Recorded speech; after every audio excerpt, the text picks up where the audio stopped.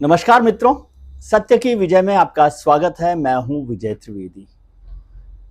उपराष्ट्रपति चुनाव को लेकर विपक्ष ने अपना उम्मीदवार का ऐलान कर दिया है। बी सुदर्शन रेड्डी साहब को उन्होंने अपना उम्मीदवार बनाया है, जो सुप्रीम कोर्ट के जज रह चुके हैं, गुवाहाटी हाई कोर्ट के भी मुख्य न्यायाधीश रह चुके हैं, चीफ जस्टिस रह चुके हैं, आंध्र प्रदेश हाई कोर्ट में रहे हैं, कांग्रेस को साथ उन्होंने काम किया है। और ओबीसी को लेकर जो कांग्रेस ने पिछले दिनों काम किया था आंध्र प्रदेश, तेलंगाना में और देश भर में, उसको वो हेड कर रहे थे। तो ये एक तो लड़ाई हो गई ओबीसी को लेकर, ओबीसी से।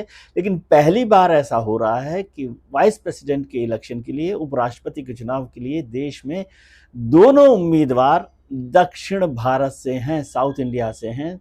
एनडीए की तरफ से जो उम्मीदवार बने हैं, सीपी राधाकृष्णन साहब, जो अभी महाराष्ट्र के राज्यपाल हैं, वो तमिलनाडु से आते हैं। और बी सुदर्शन रेड्डी, जिनको विपक्ष ने, इंडिया ब्लॉक ने अपना उम्मीदवार बनाया है, वो आते हैं आंध्र प्रदेश से। तो पहली बार होगा देश में 75 साल में कि मुकाबला दो दक्षिण भारतीयों के बीच में होगा, और उसका मतलब है कि दक्षिण भारतीय ही उपराष्ट्रपति होगा अगला। इससे पहले हमारे वेंकैया नायडू साहब जो थे, वो उपराष्ट्रपति थे, वो भी आंध्र प्रदेश से आया करते थे, आंध्र प्रदेश को रिप्रेजेंट करते थे, भारतीय जनता पार्टी के थे, और वो रहे उपराष्ट्रपति 2017 से 2022 तक। भारतीय जनता पार्टी के अध्यक्ष भी रहे थे, केंद्र सरकार में मंत्री भी रहे थे, वो आंध्र प्रदेश से आते थे और उपराष्ट्रपति बने। लेकिन ये पहला मौका है देश में आज़ादी के बाद कि उपराष्ट्रपति चुनाव में दक्षिण भारत के दो उम्मीदवार आमने सामने हैं। क्या यह करके, ऐसा फैसला करके, जो इंडिया ब्लॉक है उसने एनडीए को तोड़ने की या एनडीए में दरार डालने की कोशिश की है? बी सुदर्शन रेड्डी साहब कहां से हैं? आंध्र प्रदेश से। और आंध्र प्रदेश है भारतीय जनता पार्टी एनडीए के सबसे प्रमुख सहयोगी दल का राज्य, जहां पर हैं चंद्रबाबू नायडू, टीडीपी के नेता और आंध्र प्रदेश के मुख्यमंत्री। तो क्या उसने ये काम किया है कि जो रेड्डी साहब को खड़ा किया है, तो नायडू साहब पर ये प्रेशर हो कि वो अपने आंध्र के उम्मीदवार का समर्थन करें? भारतीय जनता पार्टी एनडीए ने तो राधाकृष्णन साहब को सामने रखा है, जो तमिलनाडु से उम्मीदवार हैं, तमिलनाडु के हैं। क्या ये कोशिश हो सकती है? अभी तो नहीं लगता, क्योंकि सबसे प्रमुख, सबसे विश्वस्त सहयोगी चंद्रबाबू नायडू माने जाते हैं एनडीए सरकार में। हालांकि उनके जाने से थोड़ा सा मुश्किल होगी, लेकिन क्या ये संभावना बनती है, या क्या ये कोशिश की गई है कि साउथ इंडिया से ही रखें? क्योंकि डीएमके ने भी इस पर दबाव डाला था राधाकृष्णन साहब के आने के बाद, उन्होंने कहा था कि तमिलनाडु से ही हो। अन्नादुरई साहब का नाम उन्होंने रखा था, लेकिन इंडिया ब्लॉक ने तमिलनाडु से तो नहीं, लेकिन साउथ इंडिया से ही अपना उम्मीदवार बनाया, आंध्र प्रदेश से उम्मीदवार बनाया है। और आंध्र प्रदेश महत्वपूर्ण इस दृष्टि से है क्योंकि वहां पर चंद्रबाबू नायडू, जो टीडीपी के नेता हैं, मुख्यमंत्री हैं, एनडीए के सबसे बड़े प्रमुख सहयोगी दल हैं, जिसे अक्सर लोग कहते हैं कि भाई उनके मदद से ये सरकार चल रही है। तो वो सरकार गिरती है कि चलती है, ये तो अलग इशू है। लेकिन क्या ये कोशिश की गई है कि चंद्रबाबू नायडू पर ये दबाव बनाया जाए? जैसे राधाकृष्णन साहब को उम्मीदवार बनाकर एनडीए ने कोशिश की थी कि डीएमके पर ये दबाव बने कि वो तमिलनाडु के उम्मीदवार को इग्नोर ना कर सके, या उन पर फिर ये आरोप लगाया जा सके कि उन्होंने तमिलनाडु के नेता का साथ नहीं दिया, तमिल प्राइड का हिस्सा नहीं बने डीएमके। हालांकि डीएमके की तरफ से आज गनिमोई ने साफ कर दिया कि राधाकृष्णन साहब तमिल नहीं, तमिल हिंदू हैं, और वो संघ के, सनातन के हिंदू हैं, इसलिए हम उनका साथ नहीं देंगे। तो उन्होंने सनातनी बना दिया उनको। डीएमके का तो एजेंडा ही रहा है सनातनी होने का, सनातनी के खिलाफ होने का, लड़ाई लड़ने का, लेकिन ये मुद्दा रहा। और तो अब दो महत्वपूर्ण बातें हो गई। एक तो दक्षिण भारत में पहली बार मैंने आपको बताया कि दक्षिण भारत में ही मुकाबला हो रहा है, आंध्र प्रदेश वर्सेस तमिलनाडु ही दक्षिण भारत का, मतलब उत्तर भारत का इसमें कोई भूमिका नहीं रह गई, या पूर्व भारत की, पश्चिम भारत की नहीं रही। हमारे राष्ट्रपति जो हैं वो उड़ीसा से आते हैं, पूर्वी भारत से आते हैं। इससे पहले जो उपराष्ट्रपति थे जगदीप धनखड़ साहब, जिन्होंने 21 जुलाई को इस्तीफा दिया, वो राजस्थान से हैं। लोकसभा के अध्यक्ष राजस्थान से हैं, प्रधानमंत्री हैं गुजरात से हैं। तो क्या ये मौका एक बार फिर से दक्षिण भारत को दिया जा रहा है? एनडीए ने अपना उम्मीदवार बनाया सीपी राधाकृष्णन साहब को, वो तमिलनाडु से हैं, अगले साल तमिलनाडु में चुनाव होने वाले हैं। तो क्या इस रणनीति को ध्यान में रखते हुए राधाकृष्णन साहब को रखा गया? वो संघ से भी हैं, हिंदुत्व की बात भी है, कोयम्बटूर में 2 बार एमपी भी रहे हैं। तो वहां हो गए और विपक्ष ने एनडीए में दरार डालने के लिए, एनडीए ने विपक्ष में दरार डालने के लिए किया काम कि राधाकृष्णन साहब को कर दिया ताकि डीएमके पे प्रेशर बने। एआईडीएमके तो साथ में आई गई है, सामने आ गई है कि भाई वो राधाकृष्णन साहब को देगी। जगनमोहन रेड्डी ने जो आंध्र प्रदेश से हैं उन्होंने एनडीए का समर्थन कर दिया था। तो अब क्या जगन मोहन रेड्डी दोबारा से कंसीडर करेंगे, फिर से विचार करेंगे कि उनके राज्य का ही कैंडिडेट इंडिया ब्लॉक ने बना दिया है, विपक्ष ने बना दिया है, तो उसकी चिंता भी होगी और एक नई रणनीति वहां पर बनेगी। रेवंत रेड्डी किस तरह से इसमें भूमिका निभाएंगे। उन्होंने ही सबसे पहले ये बात कही थी कि भाई तेलंगाना से बना दिया जाए। उन्होंने तो बंडारू दत्तात्रेय जो भारतीय जनता पार्टी के नेता रहे हैं उनका नाम भी ले दिया था कि उनको भी बनाएंगे तब भी हम साथ देंगे। तो अब तो दक्षिण भारत में वैसे भी इंडिया ब्लॉक के पास ही है। कर्नाटक में उनकी सरकार है, केरल में सरकार है, तमिलनाडु में सरकार है, तो इस सब पर काम कर रहे हैं वो। और तेलंगाना में भी सरकार है, केवल आंध्र प्रदेश को छोड़ दिया जाए तो आंध्र प्रदेश पर दबाव बनेगा। क्या नायडू को तोड़ने की कोशिश की जा रही है? ये पहले भी कोशिश की गई थी। अभी कुछ दिनों पहले खबर आई थी कि नायडू साहब जगनमोहन रेड्डी के साथ और रेवंत रेड्डी के साथ मिलकर बातचीत कर रहे हैं, हॉटलाइन चल रही है। तो उस समय भी ये सवाल हुआ था कि क्या नायडू साहब का मूड बदल रहा है। लेकिन अमरावती के लिए तो केंद्र सरकार ने इतना पैसा दिया है। और नायडू साहब को आप याद कीजिए, वैसे वो आज की तारीख में सबसे विश्वस्त सहयोगी माने जाते हैं, लेकिन वो वाजपेयी की सरकार के वक्त में भी कैसे यूएफ गवर्नमेंट से वाजपेयी सरकार में, वाजपेयी से यूएफ गवर्नमेंट में, और फिर अभी 2017-18 में वो मोदी सरकार को छोड़कर ही, एनडीए छोड़कर ही गए थे अलग, फिर वापसी उनकी हो गई। तो क्या उनकी आवाजाही, उनकी चर्चा कम होती है आवाजाही की, नीतीश कुमार जी की ज़्यादा होती है, लेकिन उनकी आवाजाही भी चलती रहती है, वो समय के हिसाब से चलते हैं। तो वो मुद्दा क्या महत्वपूर्ण है।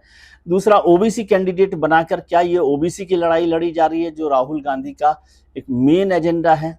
जातिगत जनगणना की जब वो बात करते हैं, ओबीसी की बात करते हैं, तो वो लगातार ये काम कर रहे हैं। और अभी बिहार में चुनाव हो रहे हैं तो उसमें भी ओबीसी का एजेंडा काम में आ सकता है क्या। ये सारे महत्वपूर्ण मुद्दे। अब मैं थोड़ी सी जानकारी आपको देता हूँ कि ऐसा नहीं है कि उपराष्ट्रपति के लिए ऐसा नहीं हुआ। उपराष्ट्रपति पहले तमिलनाडु से बहुत सारे रहे, और प्रेसिडेंट के इलेक्शन में कई बार ऐसा हुआ कि दोनों उम्मीदवार दक्षिण भारत से रहे। जैसे पहले बात करते हैं प्रेसिडेंट, पहले जो वाइस प्रेसिडेंट रहे थे हमारे सर्वपल्ली राधाकृष्णन साहब, वो 1952 से 62 तक वाइस प्रेसिडेंट रहे। फिर 62 से 67 तक वो राष्ट्रपति बने, तमिलनाडु से रहे। दूसरे हमारे जो वाइस प्रेसिडेंट थे वीवी गिरी साहब, वो 1969 में 67 से 69 तक वाइस प्रेसिडेंट रहे थे। फिर इंदिरा गांधी जी ने उनको उम्मीदवार बना दिया था राष्ट्रपति का, तो वो राष्ट्रपति के चुनाव लड़े, और उस समय 69 से 74 तक वो राष्ट्रपति रहे हैं और आंध्र प्रदेश से थे। और उस समय उनके खिलाफ खड़े हुए थे नीलम संजीव रेड्डी साहब। तो वो चुनाव बहुत इंटरेस्टिंग चुनाव था 1969 का, जिसमें वीवी गिरी आंध्र प्रदेश से और नीलम संजीव रेड्डी वो भी आंध्र प्रदेश से, दोनों के दोनों लोग आंध्र प्रदेश से थे। और उनके बीच में चुनाव हुआ जो बहुत नैरो मार्जिन से जीता गया। उनको 4,20,077 वोट मिले थे वीवी गिरी साहब को, उसमें सेकंड प्रेफरेंस भी शामिल थी, और नीलम संजीव रेड्डी को मिले थे 4,05,427 वोट।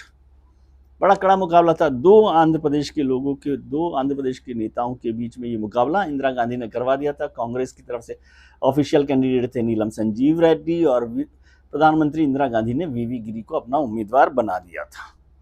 तो ये चुनाव बहुत इंटरेस्टिंग हुआ था। फिर 1977 में नीलम संजीव रेड्डी राष्ट्रपति बने, वो आंध्र प्रदेश से रहे। आर वेंकट रमन 84 से 87 तक वाइस प्रेसिडेंट रहे। 87 से 92 तक, 87 से 92 तक वो राष्ट्रपति रहे, वो तमिलनाडु से थे। के आर नारायणन साहब का नाम आपने सुना होगा, वो 92 से 97 तक वाइस प्रेसिडेंट रहे। 97 से 2002 तक राष्ट्रपति रहे, वो केरल से आते हैं। मैं दक्षिण भारत के लोगों के नाम आपको बता रहा हूँ। और फिर हमारे जो सबसे ताज़ा मतलब जो थे वो वाइस प्रेसिडेंट थे वेंकैया नायडू साहब, भारतीय जनता पार्टी के, जो 2017 से 2022 तक रहे, आंध्र प्रदेश से आते हैं। और 2002 से 2007 तक सबसे पॉपुलर राष्ट्रपति जिन्हें अब तक माना जाता है एपीजे अब्दुल कलाम साहब, वो भी तमिलनाडु से थे। तो तमिलनाडु की राजनीति एक बार फिर गर्मा गई और तमिल प्राइड की बात हो रही है। एक और चुनाव मैं बताता हूँ, वो भी प्रेसिडेंट का था 1987 का। जैसे मैंने 1960 1989 का जिक्र किया, गिरी वर्सेस नीलम संजीव रेड्डी, वीवी गिरी वर्सेस, और 1987 में आर वेंकटरमन तमिलनाडु से थे और वहीं उनके खिलाफ प्रेसिडेंट के इलेक्शन में वी आर कृष्णा अय्यर रहे थे जो केरला से आते थे। 1997 का भी चुनाव हुआ जिसमें के आर नारायणन थे प्रेसिडेंट के उम्मीदवार केरल से, और टी एन सेशन साहब ने उस समय चुनाव लड़ा जो मुख्य चुनाव आयुक्त रहे थे एक जमाने में तमिलनाडु से। हालांकि वो चुनाव एक तरफा जीत हुई थी के आर नारायणन साहब की। तो ये मिलाकर बात हुई, कुल मिलाकर 1969, 1987, 1997 इसमें वाइस प्रेसिडेंट वहाँ से आए। अब बात है कि क्या ये चुनाव, एक तो तय हो गया कि दक्षिण भारत से ही लड़ा जाएगा, और क्या दोनों तरफ से एनडीए ब्लॉक ने और इंडिया ब्लॉक ने दोनों ग्रुप्स को तोड़ने की कोशिश की है। इंडिया ब्लॉक की तरफ से सुदर्शन रेड्डी साहब आए तो उनका दबाव बनेगा चंद्रबाबू नायडू पर, जगन मोहन रेड्डी पर मोटे तौर पर, और ओबीसी के लिए क्या वो नीतीश कुमार या जो और दल हैं उन पर दबाव डाल सकते हैं। और एनडीए की तरफ से सीपी राधाकृष्णन को बनाया तो सबसे बड़ा दबाव तो आ गया तमिलनाडु में डीएमके सरकार पर, स्टालिन सरकार पर, स्टालिन साहब पर, कि वो कैसे इसको करेंगे। उन्होंने तो साफ कर दिया कि वो मदद नहीं करेंगे, और कुछ और सहयोगी दलों को इंडिया ब्लॉक के तोड़ने की कोशिश वो कर रहे हैं, जिसमें झारखंड में हेमंत सोरेन साहब की पार्टी है, झारखंड मुक्ति मोर्चा, और महाराष्ट्र में भी कुछ गड़बड़ हो सकती है। और इतना तय माना जा रहा है कि पार्टियां टूटे नहीं तब भी कुछ कुछ क्रॉस वोटिंग हो सकती है। 31 वोट एनडीए के पास ज़्यादा हैं 31 वोट्स, और 79 वोट्स कम है इंडिया ब्लॉक के पास। तो चुनाव तो मोटे तौर पे साफ है कि उपराष्ट्रपति भारतीय जनता पार्टी या एनडीए का बनेगा, लेकिन इसमें जीत का अंतर कितना होता है ये बताएगा कि इनका पॉलिटिकल मैनेजमेंट कैसा है।